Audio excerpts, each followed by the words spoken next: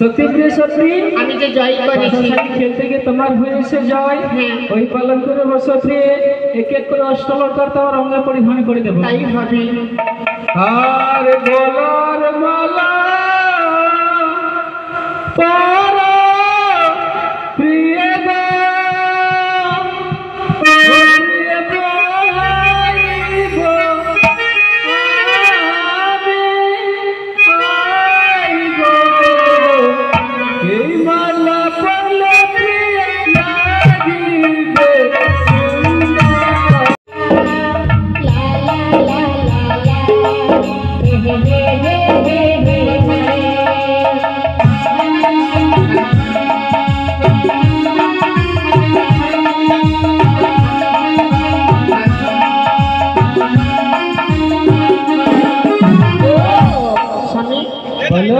দশটি কালো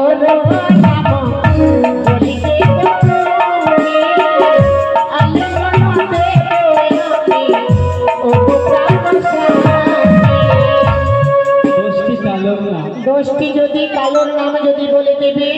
অবশ্যই তোমাকে রতি दान देव देवे तो हैं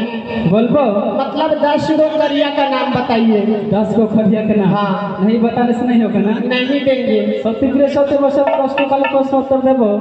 घुमुर कालो पति काला काला कृष्ण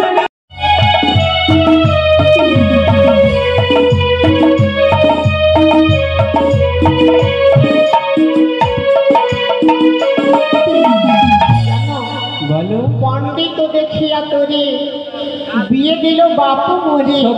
তবু কেন তোমার বুদ্ধি হারিয়ার চাंडालेर अर्थात डोम की जैसा बुद्धि की मेरा बुद्धि डोम के जैसा है ना और हम बोले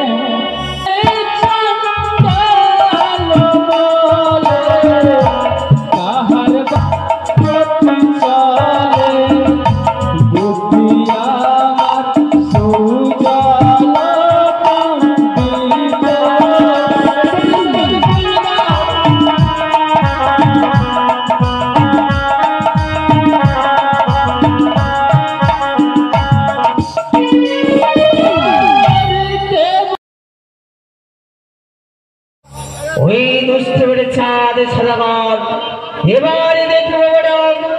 সবাই কেমনই করে তার পুত্রকে বাঁচায় তবে হবে কি করে भरत सिंह के लड़का ने मुन्ना कुमार आज अपने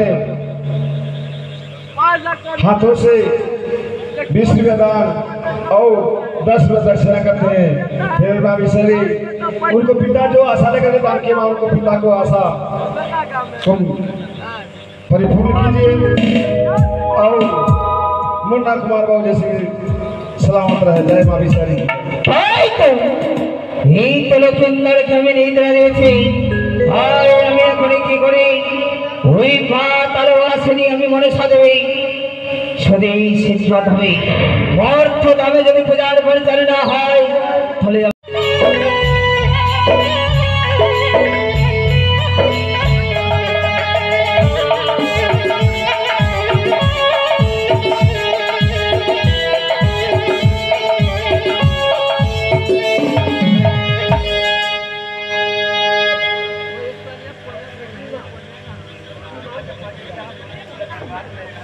Yes, yes. Hey, yes, oh.